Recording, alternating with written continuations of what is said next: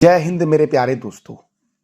आज है 24 अगस्त 2024 और आज के जितने भी महत्वपूर्ण करंट अफेयर्स होंगी और स्टैटिक जीके होंगी वो सभी हम इस वीडियो में डिस्कस करेंगे।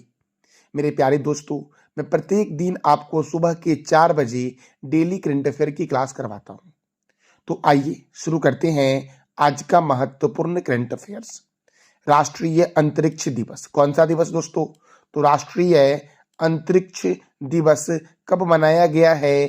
23 अगस्त को मनाया गया है राष्ट्रीय अंतरिक्ष दिवस दोस्तों।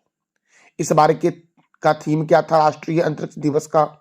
तो चांद को छूते हुए जीवन को छूना, भारत की अंतरिक्ष गाथा, ये था राष्ट्रीय अंतरिक्ष दिवस का थीम।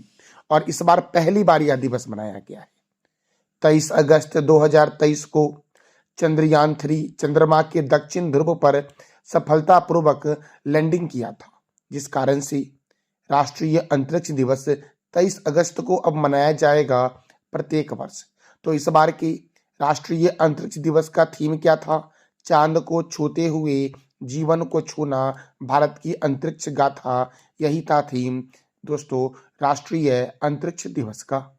अब देखो दोस्तों, चंद्रमा। तो चंद्रमा का अध्ययन करने वाला विज्ञान क्या कहलाता है? सेलेनोलॉजी कहलाता है। चंद्रमा पर धूल के मैदान को शांति सागर कहते हैं।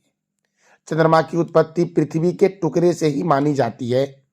लिबनिटीज पर्वत चंद्रमा का सबसे ऊंचा पर्वत है। पृथ्वी से चंद्रमा का लगभग 57% हिस्सा दिखता है। चंद्रमा को जीवाश्म ग्रह के नाम से जानते हैं और यहाँ पर वायुमंडल नहीं है।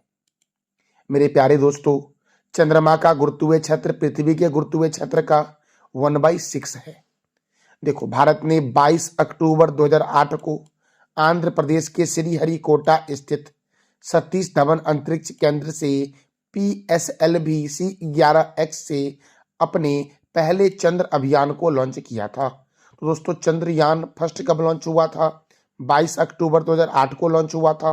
कहाँ से लॉन्च हुआ था? सतीश धवन अंतरिक्ष केंद्र से लॉन्च हुआ था। और ये सतीश धवन अंतरिक्ष केंद्र कहाँ है? तो आंध्र प्रदेश के श्रीहरिकोटा में है। अब चंद्रयान द्वितीय को कब लॉन्च किया गया था? 22 जुलाई 2019 को आंध्र प्रदेश के श्रीहरिकोटा स्थित सतीश धवन अंतरिक्ष केंद्र से चंद्रयान 2 को लॉन्च किया गया था। कौन से रॉकेट से लॉन्च किया गया था? GSLV Mark 3 M1 रॉकेट से लॉन्च किया गया था मेरे प्यारे लाल एवं लालियों। अच्छा दोस्तों, चंद्रयान 3 को कब लॉन्च किया गया था? ये आप बता दो कमेंट बॉक्स में कि चंद्रयान 3 को कब लॉन्च किया गया था। चंद्रयान 3 दोस्तों जब सफलतापूर्वक दक्षिण ध्रुव पर पहुंचा था, तो जिस स्थान पर चंद्रयान 3 ने सॉफ्ट लैंडिंग किया, उस स्थान का नाम रखा गया था Shiv Shakti point.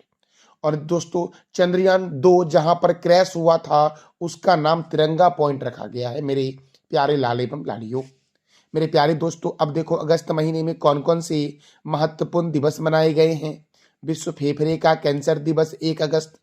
World wide web day 1 अगस्त को मनाया जाता है। राष्ट्रीय पर्वतारोहण दिवस 1 अगस्त। विश्व स्तनपान सप्ताह 2024 1 से 7 अगस्त। भारतीय अंगदान दिवस 3 अगस्त। अंतर्राष्ट्रीय ट्रैफिक लाइट दिवस 5 अगस्त को मनाया जाता है। राष्ट्रीय हथकरघा दिवस 7 अगस्त। हिरोशिमा दिवस 6 अगस्त। राष्ट्रीय भाला फेंक दिवस 7 अगस्त। अंतर्राष्ट्रीय बिल्ली दिवस 8 अगस्त। विश्व आदिवासी दिवस 9 अगस्त को मनाया जाता है। विश्व शेर दिवस कब मनाया जाता है? तो 10 अगस्त को मनाया जाता है। अंतर्राष्ट्रीय युवा दिवस 12 अगस्त। राष्ट्रीय युवा दिवस 12 जनवरी। विश्व हाथी दिवस 12 अगस्त। विश्व अंगदान दिवस 13 अगस्त। राष्ट्रीय स्वतंत्र श्रमिक दिवस 16 अगस्त को मनाया जाता है। पारसी नववर्ष नौरोज ये कब मनाया जाता है? तो 16 अगस्त को मनाया जाता है। विश्व संस्कृत दिवस 19 अगस्त को मनाया गया है। सद्भावना दिवस कब मनाया गया है? तो 20 अगस्त को। और वरिष्ठ नागरिक दिवस कब मनाया गया? तो 21 अगस्त को मनाया गया है। मेरे प्यारे दोस्तों, राष्ट्रीय युवा दिवस 12 जनवरी को मनाया गया और अंतर्राष्ट्रीय युवा दिवस कब मनाया गया है? तो 12 अगस्त को। और विश्व हाथी दिवस भी 12 अगस्त को मनाया गया है दोस्तों। मेरे प्यारे लाल एवं लालियों, हमारा अगला प्रश्न है, BPCL के द्वारा किस राज्य में अरण्य ड्रोन आधारित वन रोपण योजना की शुरुआत की गई है। अरण्य ड्रोन आधारित वन रोपण योजना की शुरुआत किसके द्वारा किया गया है? तो बीपीसीएल के द्वारा किया गया। और किस राज्य में किया गया है? तो बिहार में किया गया दोस्तों। कहाँ किया गया है? बिहार में। देखो, और ये जो दोस्तों शुरू किया गया है, ये उमंगा पहाड़ी, रजौली वन क्षेत्र और ब्रह्मयोनी पहाड़ियों को इसमें शामिल किया गया है। अब बीपीसीएल क्या है दोस्तों? तो भारत पेट्रोलियम कॉरपोरेशन लिमिटेड, जिसका हेडक्वार्टर मुंबई में है। इसकी स्थापना 1976 में हुई और इसके चेयरमैन एंड एमडी कौन है? तो जी कृष्ण कुमार हैं, बीपीसीएल के एमडी एंड चेयरमैन, मेरे प्यारे लाल एवं लालियों। मेरे प्यारे दोस्तों, अब बिहार के बारे में जानेंगे। मेरे प्यारे दोस्तों, याद रखना, इस वीडियो का पीडीएफ आपको टेलीग्राम पे मिलेगा, जिसका लिंक वीडियो के डिस्क्रिप्शन बॉक्स में है। बिहार की राजधानी क्या है? पटना। बिहार के गवर्नर कौन है? राजेंद्र विश्वनाथन आलेरकर। बिहार के मुख्यमंत्री कौन है? नीतीश कुमार। बिहार में राज्यसभा 16 है, लोकसभा 40 है। वाल्मीकि राष्ट्रीय उद्यान बिहार में है। गौतम बुद्ध वन्य जीव अभ्यारण्य बिहार में है। कैमूर वन्य जीव अभ्यारण्य, पंत वन्य जीव अभ्यारण्य, संजय गांधी चिड़ियाघर कहाँ है? तो बिहार में दोस्तों। संजय गांधी जूलॉजिकल पार्क जो है ये पटना में है। भीम बांध वन्य जीव अभ्यारण्य, विक्रमशिला डॉल्फिन अभ्यारण्य भागलपुर में है। बिहार की आकृति कैसी है? तो आयताकार है। और बिहार की उत्तर से दक्षिण की लंबाई 345 किलोमीटर है, जबकि पूर्व से पश्चिम की लंबाई 483 किलोमीटर है। क्षेत्रफल की दृष्टि से बिहार का सबसे बड़ा जिला कौन सा है? तो पश्चिम चंपारण। और छोटा जिला कौन सा है? तो शिवहर है। बिहार का मुख्य लोक नृत्य है जाट जटिन, कजरी, सोहर खिलौना, झुमेरी और झिझिया बिहार का मुख्य लोक नृत्य है। बिहार के प्रथम राज्यपाल हैं जयराम दास दौलत राम, मेरे प्यारे लाल एवं लालियों। अगला प्रश्न है, किस टूर्नामेंट में नीरज चोपड़ा ने 89.49 मीटर थ्रो के साथ दूसरे स्थान पर रहे हैं? तो दोस्तों, मैंने क्या बोला आपको? किस टूर्नामेंट में नीरज चोपड़ा ने 89.49 मीटर थ्रो के साथ दूसरे स्थान पर रहे हैं? तो लौसाने डायमंड लीग टूर्नामेंट में दोस्तों। लुसाने डायमंड लीग टूर्नामेंट में नीरज चोपड़ा 89.49 मीटर थ्रो के साथ दूसरे स्थान पर रहे हैं दोस्तों। तो प्रथम स्थान पर कौन रहे? तो एडरसन पीटर्स ने 90.61 मीटर की दूरी के साथ प्रथम स्थान पर रहे। पेरिस ओलंपिक 2024 में नीरज चोपड़ा ने 89.45 मीटर थ्रो के साथ रजत पदक जीता था।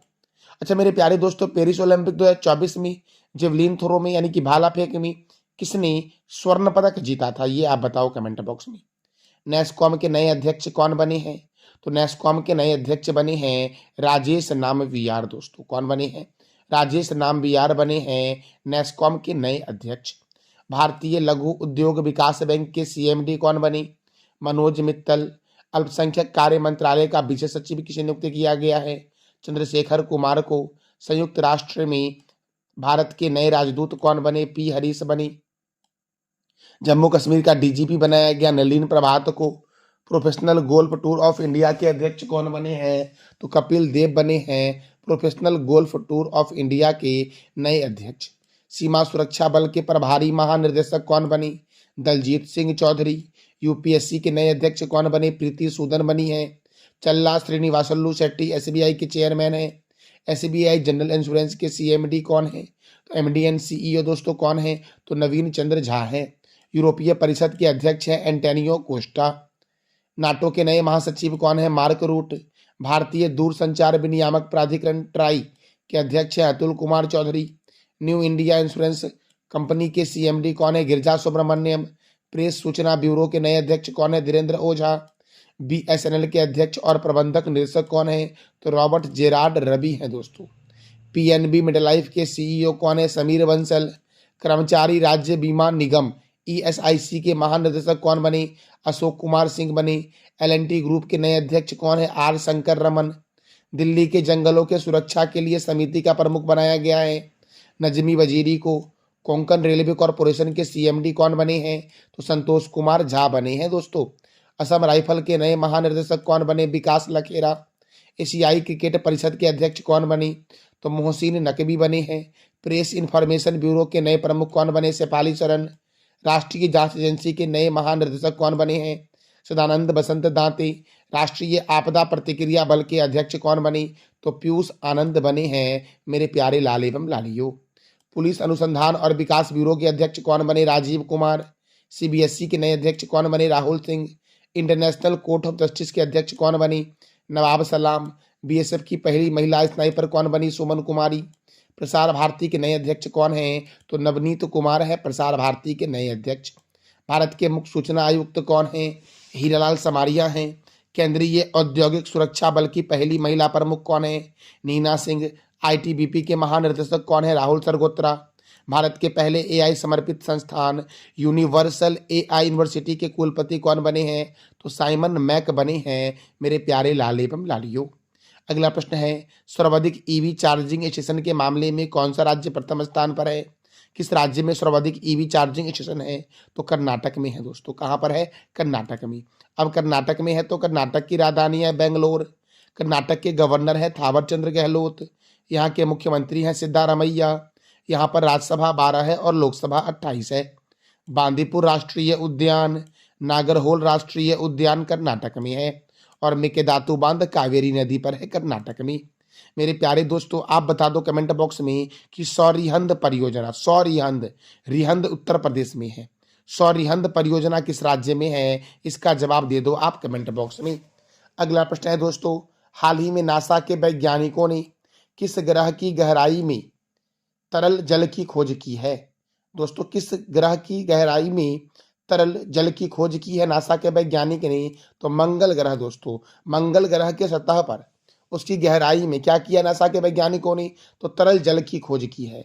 तो नासा के वैज्ञानिक ने किया है, तो नासा का फुल फॉर्म है national aeronautics and space administration. NASA का हेडक्वार्टर वाशिंगटन में है।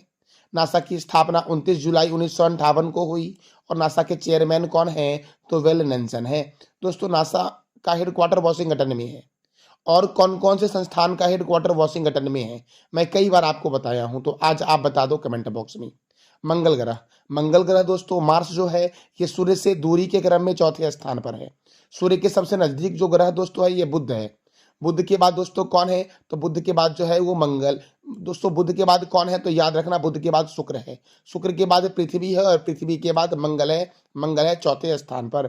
बुध हो गया, बुध के बाद क्या हो गया? शुक्र हो गया। शुक्र के बाद तीसरे स्थान पर कौन है? तो पृथ्वी है। चौथे स्थान पर कौन है? मंगल। पांचवें स्थान पर कौन है? बृहस्पति। छठे स्थान पर दोस्तों कौन है? तो शनि है मेरे प्यारे लाल एवं लालियों। सातवें स्थान पर कौन है? तो अरुण है। और आठवें स्थान पर कौन है? तो वरुण है दोस्तों। तो सूर्य के सबसे निकट ग्रह कौन है?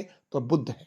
और चौथे स्थान पर कौन सा ग्रह है? तो मंगल है। और आकार की दृष्टि से सातवां स्थान दोस्तों किसका है? तो मंगल का है। अर्थात सौरमंडल का दूसरा सबसे छोटा ग्रह जो आपका है वो मंगल है।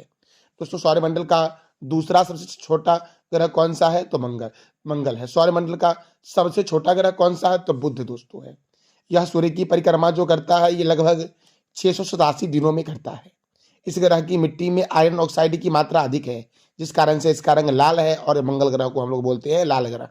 इस ग्रह के वायुमंडल में 95% कार्बन ऑक्साइड है तथा अन्य गैस के रूप में नाइट्रोजन, आर्गन और कार्बन मोनोऑक्साइड जैसे गैस यहाँ पर उपलब्ध है। लेकिन सर्वाधिक मात्रा में कौन सी गैस यहाँ पर है? कार्बन डाइऑक्साइड दोस्तों। यह अपने अक्ष पर 25% झुके होने के कारण मंगल पर पृथ्वी के समान ही लगभग दिन और रात होते हैं। मंगल के 2 उपग्रह हैं, फोबोस और डीमोस। अच्छा, कौन से 2 ग्रह के एक भी उपग्रह नहीं है? ये बताओ आप कमेंट बॉक्स में। डीमोस जो है ये सौरमंडल का सबसे छोटा उपग्रह है। अच्छा दोस्तों, सौरमंडल का सबसे बड़ा उपग्रह कौन सा? तो गैनीमीड है जो बृहस्पति का है। और सौरमंडल का अब तक सबसे छोटा ग्रह उपग्रह कौन सा है? तो डीमोस दोस्तों। सौरमंडल का सबसे बड़ा ज्वालामुखी है ओलैप्स मोन्स मेसी दोस्तों। ओलैप्स मेसी, ओलैप्स मोन्स भी इसको बोलते हैं। तो ओलंपस मेसी ये सौरमंडल का सबसे बड़ा ज्वालामुखी है जो मंगल ग्रह पर ही है। और सौरमंडल का सबसे ऊंचा पर्वत जो है ये निक्स ओलंपिया है, ये भी मंगल ग्रह पर है। निक्स ओलंपिया जो है वो माउंट एवरेस्ट से 3 गुना ऊंचा है। तो आप बताओ कमेंट बॉक्स में कि माउंट एवरेस्ट जो है ये नेपाल में है। माउंट एवरेस्ट को नेपाल में सागर माथा बोलते हैं दोस्तों। तो माउंट एवरेस्ट की ऊंचाई क्या है ये आप बताओ कमेंट बॉक्स में। और माउंट एवरेस्ट को तिब्बत में कोलोलंगमा बोलते हैं। अगला प्रश्न है, हाल ही में किसने AI face recognition tool face match launch किया है? तो एयरटेल पेमेंट बैंक के द्वारा दोस्तों फेस मैच लॉन्च किया गया। किसके द्वारा? एयरटेल पेमेंट बैंक के द्वारा।